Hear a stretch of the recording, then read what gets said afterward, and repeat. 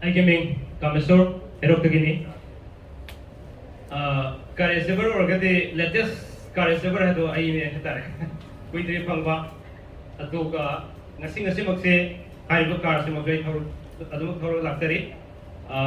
Quit the model to me, then Aduka Kalana, the skirt blue name for Madame Company.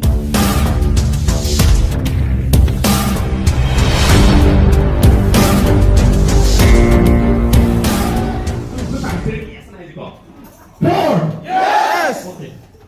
Thank you so much. Hi, we'll form it the way we look. Okay. 2 1 4! Yes! Thank you so much. Alright. Ito na, Peggy, kung atungan to, Peggy, company sila, kaya ang mga leaders yung introduce to the Garlo na lobby ka leaders. Peggy, company sila ki. Untang music sa Okay. Please help me welcome all the car achievers. Peggy, car achievers yung kita mga auto puma ang pumila ba. Please big hand. Please big round of applause. Okay. Pagki car achievers yung say kinang isulre na pagki lau sing mo matang babila marang kaya sudah tak kaso pagki yawi di ba pagki car achievers na una car achieve tau berapa already same man tau berapa leader sing yawi ba tak kadi stage ta thopir ka ba angka na request tau dari pagki songs deh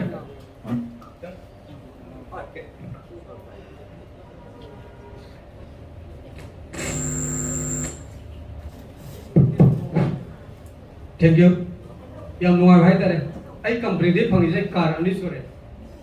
Ai na mai car de ka option ti bhai tare. Ai de vita breja hoina dum lore. Akom bhai de dum kai akom mai car de car hoi log dre pisha hoi log jare. Thank you so much once again. Amku nare myam ga. Ai mamanga mangjong na car achieve tawkre. Ado ye achieve tawgiba car se quick climber hai dai ba. Quick climber machuna electric blue hai moi se sumna blue ga hai de tongan blue mo kan bit thoi duna electric blue hai mai de jing ga jing hai dai manung se thau bo ko dang thau rom de yim bio myam se electric blue se ko se hai dum lo sin ja ge gi ti. Okay, once again, good afternoon to all of you. Okay, I had already achieved a car from the company. I know luxury car say pagi Centro Sports hai tare ko. Magi color na Typhoon Silver hai tare. Aduga thu budai tare kara like 6 to 7 months down the line. I will upgrade my car into Hyundai Elantra hai tare. Thank you. Thank you all. I gaming Romita kilang saya ko. Ai cars na Freedom company ki Quick RXT ko. Aduga machuda Zanskar blue. Ai ti kuchi yang jabada blue yang sane hai. Adu tawra logja bane. Adu phoi se height se dang niam na la bane api palo bane adu khadana se da 5 ai ti yang kan na di ngam linga si tu pujara la e. Adu tawra di upgrade tawja gani. Se ai ja rosen. Thank you. I mean, this time I had to go. Gary in a quick with the grey was soon RX near the idle palm of the go the night hope them. How get away with the key? I don't know, I do 2000 guys. I'm not going to with the heavily. Lord, I don't want to target away swift lana, the gara, Scopiola, and the title. Can you fight like I am paid a tongue in a Kali target in a box? Yes, sir. I gaming Kamesur Erok Tagini. Car saver or get the latest car saver had to I Hatare. We did Pangba Atuka Nasing a Simaxe, I look cars in a great Aduk Lactari. Quit the model to me, then Aduka Kalana, the skirt blue name for Madame Samane, put Panginabani. I have among the Madame Pangani, Madame Matunda, who's usually pokey lady, but train secret in the latest Hatare. The Matunda, but I one boss of very much are focus on at the more ready day of a meet up from in the Gadam Hatare. Ado I say Nasila, but they have no idea what you want. It comes together. Heck car from the Mitagina. Who wants you to open this? Tumham come later. Maramdi, to fight the life seeking Maramda, I give friends certain they give us another close of Genesico. Fight the life seeking Maramda Dumahanga, what a hundred better.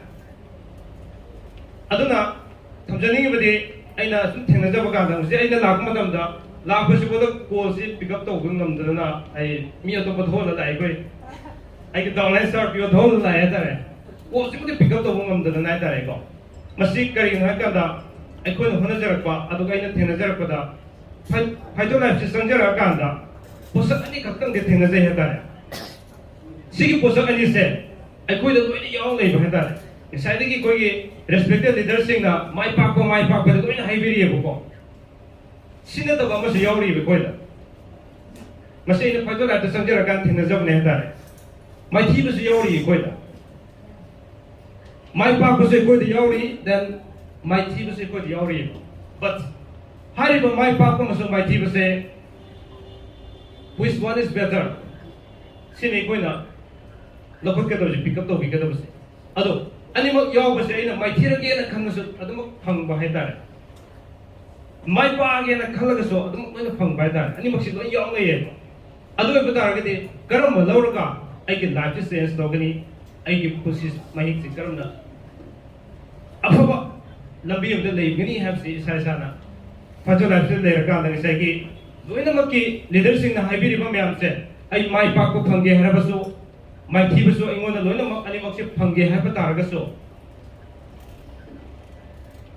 इसाना तोके ना खन बाइतार कोई के respected तो वाइदे sir कथमला सो lion हाइबिबा आई तोके ना खन बा संगेन हाइबिबसे मसी अब दरकार लेरा में हतारे आई जो मतम खरा मसी की तोसिरा तोरोइसरा ngomgadra ngomoidra isana bek chum leiba adubo yam laibok phaba phajala sanga kanda मतम कोई लाइक तमकपा कया तो कि फंगम दबा कोई की ऑफिस दा वेडनेसडे कोनी की तो कोई की लीडरशिप ना मोटिवेशन क्लास के हम लोग इरकांदा इसादा थौना में हम लाए हतारे ओ अइन तो गदब से सी ओरे है वखन से लाका द सी सिगी थाक सी योबुंग मन हतारे अदुबो अइन सी लेइब थाक से असिने द आइगी दोइब नते अइन तो के खंजब याम लेरी फाइनल लाइफ सिददी हौबुद गाय हतारे आइगी वनदी मथंग तारपद आई सेकेंड स्टेप तो मई मथंग की स्टेप पर मैं योर का नहीं मु मैं आमदा मु लेफ्ट से thank you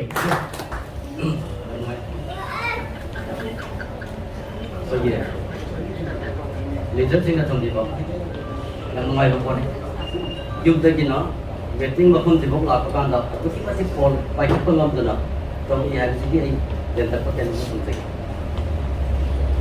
pai ti ki na kun ba mi ma na मथोन मंगा की बिल्डिंग साफ दे कनान सु मियंग बम खबु दे कनान सु कलक को पोक दे सुली ले रंद्रब मपान मयाम एक्सपेक्ट द पर्सन न बना मथोन लम खकी यम सार पद मिपुम खुदिंग न ngangnei hai do adone मान ngसे प्राइवेट स्कूल के दाम होय रमगा याम न थिबम ता द लाइफस्टाइल of the ले रमगा ngसे खंगौ त न सिगी पाइपलाइन कंपनी द संगी बदगी याम थवा याम न होना बि बदगी कार सियाम थुना फंगित द मवान न सिना करे आइता याम न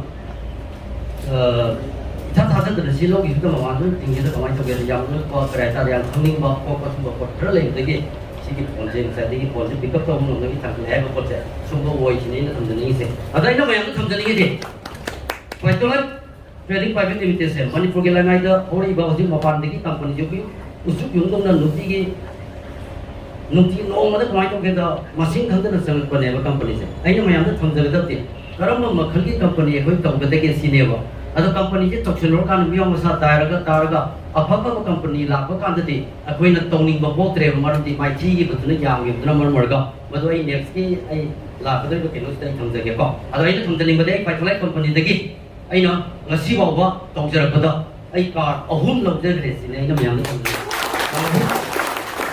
आई न हान लौजब कार से डस्टर टॉप मॉडल नि को कलर ब्राउन कलर नि को सिम लौब मतुंग दा अनदर कार अनिंग लो रे कार दिजैना कार मयाम म थंबगे इंगों दा दरकार लेसबनी ना आइना कमाई तौगे दा डीलर द को पैसा लुपा लिसिंग मंगाम तराम ता थोगा तु पैसा उन लो तो तिन तन रगे नु सना बाई तारे न सिम आई थंबगे अदुदा ख्वाइदगी आइना मयाम द पेंट दबति सुमाइना कार क्वालिफाइड ओर कांदा कार एक्टिव तौर का कमाई तौगे दा कार स्टेज को खलद एमजी न कमाई तौगे कार मयाम म मपान खामे अदुगा फंक्शन अचौबा मेगा फंक्शन अचौबा तौरगा कार अखोगी एचिवर म्याम जिगे अखोई द प्राइस यथोबा मिकुप से सिरिद कमाई तो गेदो कार से लोइना मपान द परेंग थमदा जिगे कार एचिवर से कार के स्टेज को खलग येंग थोगा ngase शो के समाइन सिनबा मिकुप से सिरिद ꯑꯩꯈꯣꯏ ꯁꯤꯗꯩꯗ ꯌꯦꯡꯕ ꯂꯥꯛꯏꯕ ꯀꯥꯡꯕꯨ ꯇꯥꯕ ꯂꯥꯛꯏꯕ ꯀꯥꯡꯕꯨꯁꯤꯅ ꯀꯔꯤ ꯍꯥꯏꯒꯦꯗ ꯃꯣꯏꯁꯤꯕꯨ ꯆꯨꯝꯖꯥꯠꯂꯣ ꯁꯤꯕꯨ ꯍꯥꯏꯅꯕ ꯄꯣꯠꯁꯦ ꯑꯩꯅ ꯇꯥꯕ ꯍꯥꯏꯇꯥꯔꯦ ꯑꯩꯈꯣꯏꯅ ꯇꯨꯝꯕ ꯆꯥꯕ ꯀꯧꯏꯀꯣ tumba chaba kawi wakse to ki mati kanna jela da car do lokser ke md na car managing director na car bi ki sosi na bodo kana gum ba khar ki wakal lati chumja na khan ba yawi sine ni yam tham ni madu tha do pi sini ko ado athang la ko ke no dai tham jage ngasi ki mata sum tin na ki te makata thar ko oina no mai na events ne ma da ga dore financial ki mata swai tare sin da su ke ma moi na anga khade ke som mayam gi ko sin da law ba se mathen na ko sara ke ai tare program se bakal sathan na bui da ba ko host oina ai library ba mission sessions suggestion de ki amu program de kan ta na bui da do lo sa ke I would like to call suggestion